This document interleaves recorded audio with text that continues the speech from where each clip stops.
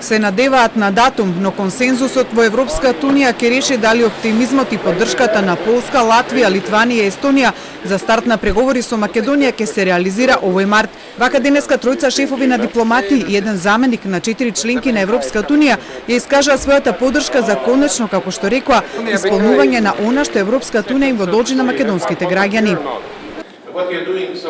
Она што го направивте досега е навистина совршено и само продолжете. Задржете го темпото. Тоа е единствениот одговор за сите скептици и оние кои се двоумат.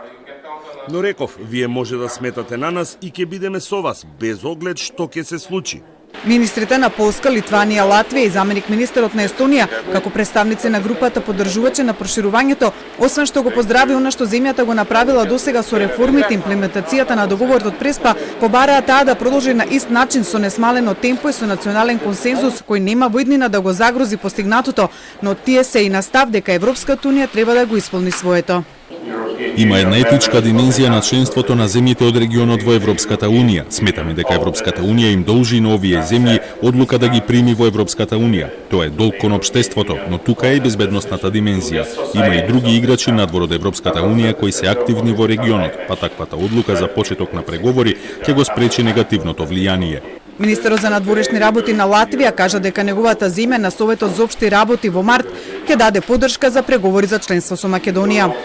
Европската унија треба да си го одржи ветувањето. Зборувавме за продолжувањето на реформите, за спроведувањето на договорот од Преспа и сметам дека е многу битно да се постигнува напредок во овие две области. Шефот на македонската дипломатија од своја страна кажа дека Македонија испорачала опипливи одржливи реформски резултати и тоа заедно со новата методологија ги исполнува условите за добивање датум. И мислам дека овие два столба се одлична основа конечно да има испорака и од страна на Европската унија. Земјите пријатели на проширувањето, освен поддршката за членство во Европската унија, порачаа дека очекуваат на следниот министерски состанок на НАТО во април Македонија веќе да настапи како 30-та земја членка. Во октомври сега повторно. Колку сте сигурни?